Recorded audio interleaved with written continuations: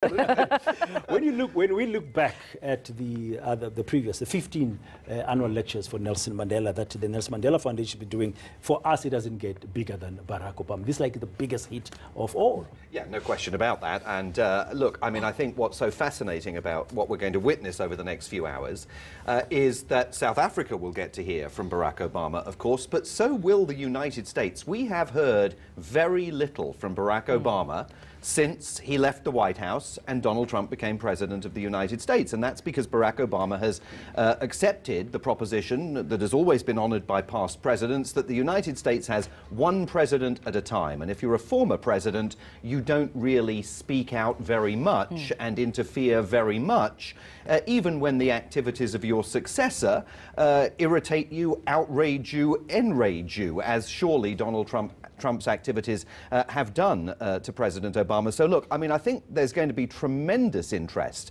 from the United States in listening to what President Obama has to say about Nelson Mandela's legacy, about reviving civic activism and leadership and honoring that legacy. But I think Americans will be listening to hear whether anything Barack Obama has to say today is any kind of message that he's aiming back at home. And that's also very interesting because we know about what Donald Trump, we know his feelings about Africa. South Africa, not even a blip on his radar at the moment, Simon. But also you mentioned the legacy, and it comes at a time, he's here at a time where we're actually questioning Madiba's legacy. You've seen some of those stories this morning. Does the Rainbow Nation actually really exist? Have we been left to that?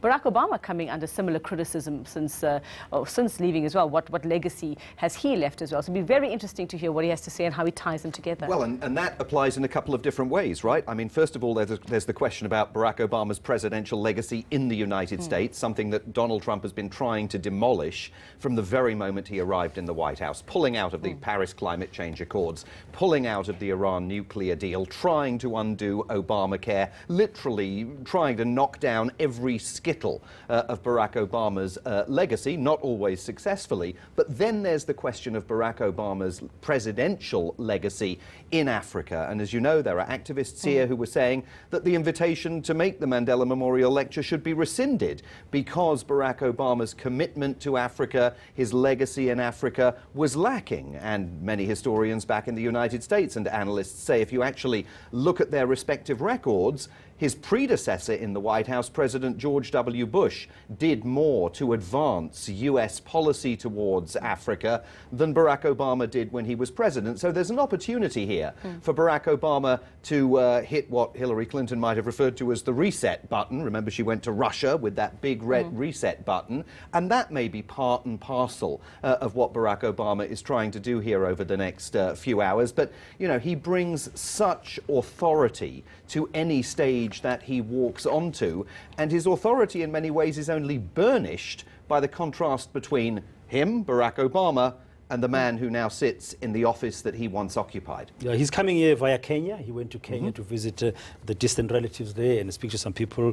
One will hear, maybe he might throw a line or two about that journey for him. But I can't help think about when he came here for the funeral of Tata Madiba in 2013 at the FNB Stadium, the big stadium, and the standing ovation and the round of applause he got. And it was the same service where he spoke that he shook the hand at the time of Raul Castro of Cuba. Hugely controversially, of course, back in the United States, because Republicans argued that you shouldn't talk to Raul Castro, you mustn't have anything to do with him, and that led, of course, then to sort of détente and a warming of the relationship with Cuba, something else that President Donald Trump has reversed. So that relationship has headed back, not quite to the deep freeze, but it's certainly back in the refrigerator compared to the way it was under President Barack Obama. But again, there's a contradiction there, because Donald Trump says, I'll talk to anyone. I'll go and talk to Kim Jong-un in Singapore. I'll go and talk to Vladimir Putin in Helsinki, as he did yesterday.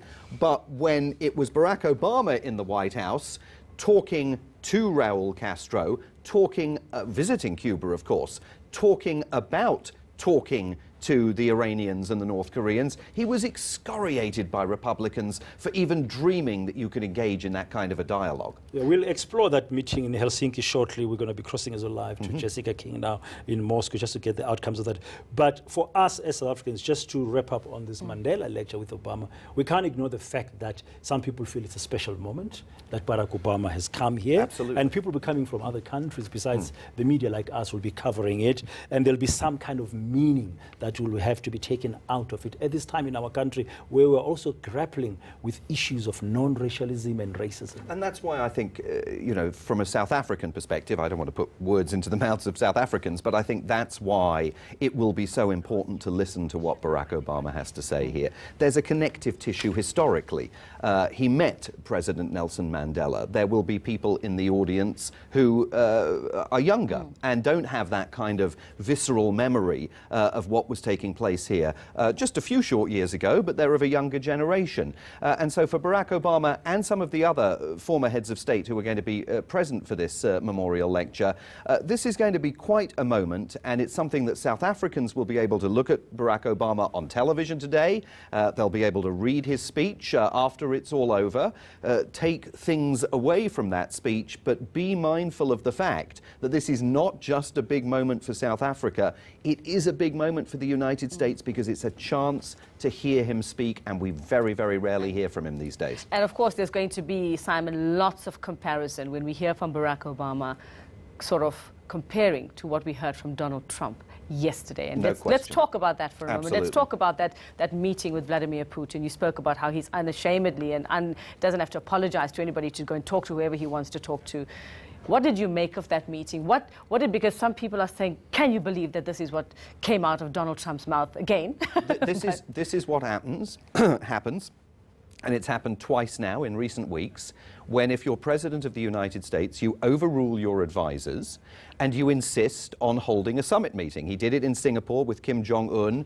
Precious little planning, his advisors telling him not to do it until the groundwork had been better laid for a summit meeting. He did it again in Helsinki yesterday, and shockingly to many Americans, not just his detractors, shockingly to many Republicans, he openly sided with President Vladimir Putin on the issue of whether Russian intelligence agents and others were trying to swing the outcome of the US presidential election in 2016. Sided with the Russian president over the opinion of all America's intelligence agencies and the vast majority of Democrats and some Republicans who absolutely suspect, know from the indictments that have been handed down, that the Russians were up to something. But there's, I mean, one of the statements he made, for me, there's a bit of a contradiction here. He says, he's quoted as saying, I have great confidence in my intelligence people, but then he goes and does that.